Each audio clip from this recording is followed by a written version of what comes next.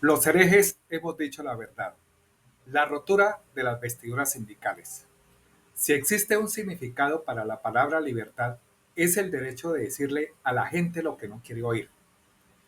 Hacia 1918 se inicia en Colombia la era de las grandes huelgas de trabajadores, con la que los estibadores de los puertos atlánticos, como lo cree Miguel Urrutia, Historia del sindicalismo en Colombia, los obreros portuarios estaban más expuestos a las influencias externas o simplemente porque la economía monoexportadora y neocolonial del país no permitía en ese momento la aparición de grupos de trabajadores no formalmente sujetos a las normas hacendarias. En los grupos de trabajadores en estos puntos vitales del transporte, clave de la pseudotransformación de las élites de los días del tabaco. Fernando Guillén, el poder político en Colombia. Respecto a las normas hacendarias, cabe explicar que para la época de 1918 ya se contemplaba la formalización, el mérito del servidor público, su estabilidad laboral para que sus derechos no fueran vulnerados. Las razones aducidas anteriormente han venido a convencerme de la necesidad de que se legisle en el sentido de hacer una carrera del servicio público. Debe legislarse porque interesa para la buena marcha de la administración y porque no es justo que empleados que han trabajado por muchos años en oficinas públicas con consagración e inteligencia, que son esas oficinas como el eje sobre el cual se mueve aquel organismo oficial, al amanecer de cualquier día se les notifique que han cesado en el ejercicio de sus funciones. Suprema injusticia y enorme error que deben corregir nuestros legisladores. Suri Salcedo, 1918, informe del ministro de Hacienda al Congreso de 1918, Imprenta Nacional. Nos vamos a aquel tema álgido sobre la piedad que últimamente se ha venido tocando por ahí, por algunos llamados desque a la hermandad, a la unión entre varios sindicatos. Es perfectamente cierto que la piedad es un sentimiento natural, moderado en cada individuo, el exceso de amor propio contribuye a la conservación mutua de la especie. Es aquella que nos lleva sin reflexión a socorrer a los que vamos a sufrir. Ella, la que en el estado natural sustituye las leyes, las costumbres y la virtud con la que nadie intenta desobedecer su dulce voz. Es ella la que impedirá a todo salvaje, robusto, quitar al débil, niño o al anciano, enfermo su subsistencia adquirida penosamente. Si tiene la esperanza de encontrar la suya o en otra parte, ella la que a su vez de esta sublime máxima de justicia razonada. Haz a otro mismo lo que te quiera que te hagan a ti. Inspira a todos los hombres esta otra de bondad natural, perfecta, pero más útil tal vez que la precedente. Haz tu bien con el menor mal posible a otros. Es, en una palabra, en este sentimiento natural, más que en argumentos sutiles, donde debe buscarse la causa de la repugnancia que todo hombre experimenta al hacer el mal, aun independientemente de las máximas de educación. Rousseau Jacques, El origen de las desigualdades. Hemos tomado que la piedad en lo sindical es hacer creer mediante mentiras que debemos correr por aquellos que estamos sufriendo, pero en realidad con los engaños que nos hacen impulsar a correr con nuestro dolor, a socorrer a otros que con la falsedad aparentan un dolor. Nuestras virtudes y costumbres, bien sean desde casa o desde la academia, hacemos que corramos a ese grito, a ese llamado piadoso, a esa voz dulce que hace la piedad. De esa dolorosa piedad se encuentra el salvaje, abusivo o aquellos abusivos sindicalistas que le quitan esa subsistencia a los que tenemos ese sufrimiento del desamparo, de la subsistencia, equidad en los derechos adquiridos. Aún se tiene la esperanza de encontrar esa subsistencia aquí o en otra parte. Esta aparente piedad que nos lleva a socorrer a los demás y en vez de ser una máxima sublime razonada, esa piedad en lo sindical es el grito para dejar nuestra dignidad humana, para dar esa piedad a esos salvajes y perpetradores sindicales. La perfecta bondad natural se es inútil y se pierde a los intereses personales.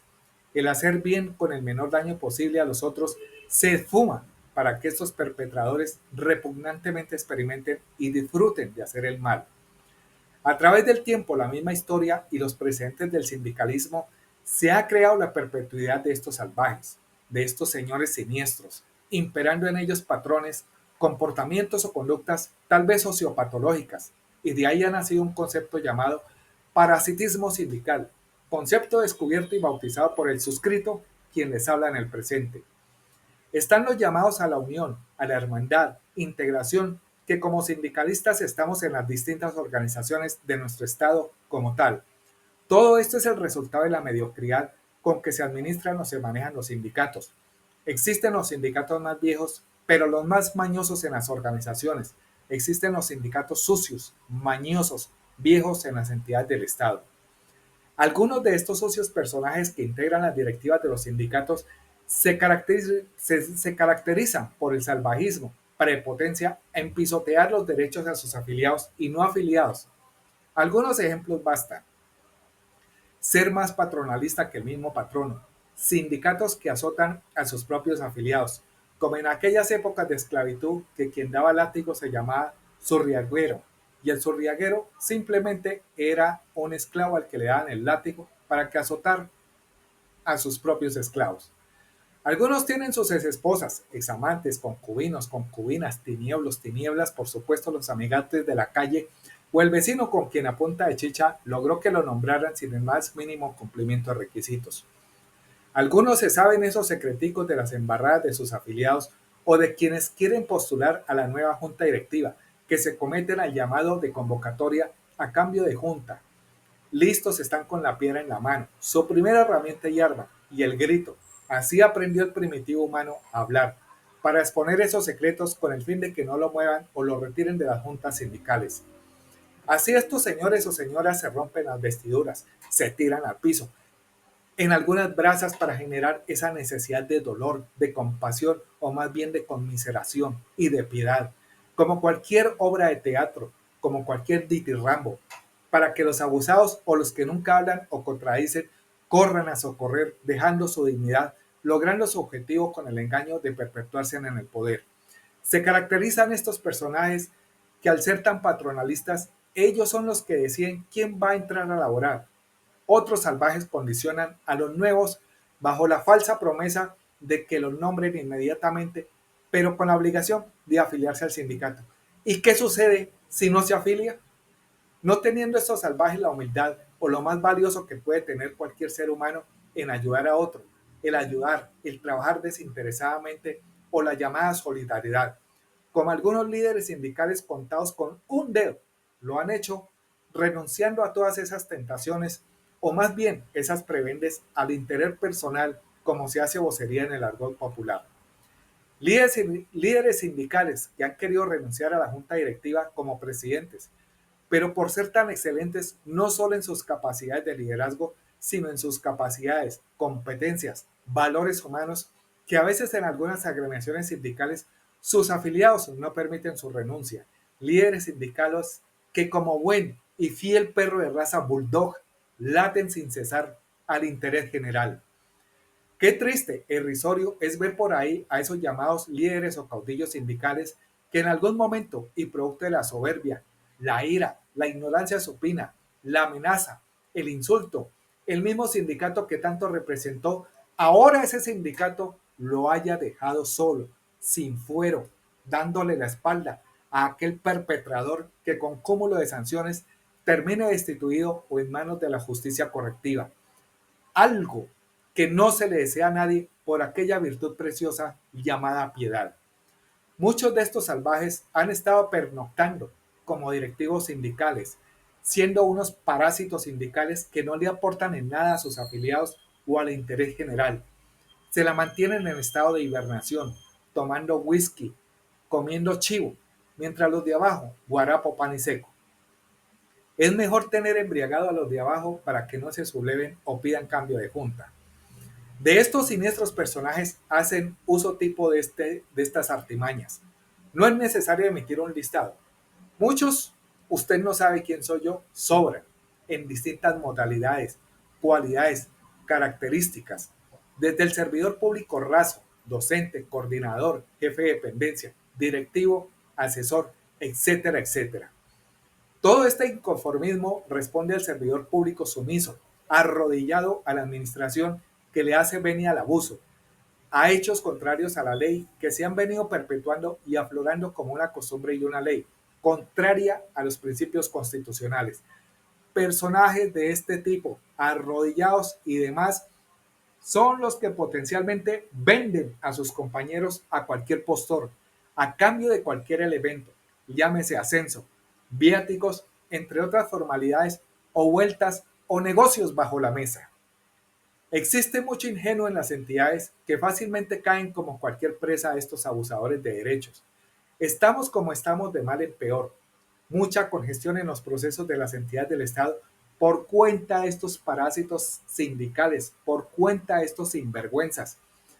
No se tiene la certeza, pero en la conciencia de cada quien se sabe cuál o cuáles sindicatos vendieron a sus trabajadores a los concursos de méritos, apoyando, asesorando en la estructuración de los concursos, en las preguntas y demás, creando con cinismo y sinvergüenza las masacres laborales, costumbre en nuestro país, concursos sin el lleno de requisitos.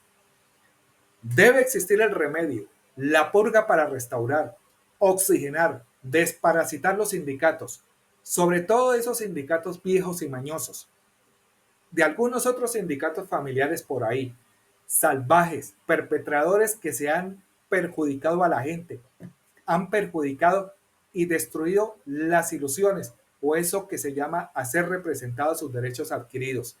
La evidencia clara han sido los concursos y de ahí para allá lo que su conciencia le muestre a través de su experiencia que usted ha tenido como afiliado. No hemos visto la prudencia, es decir, un no a esas propuestas de hermandad, unión entre los sindicatos para el bien común. La prudencia en decir es un no con dignidad. La prudencia es el pensar, el deliberar acertadamente sobre las cosas buenas y provechosas para el interés personal.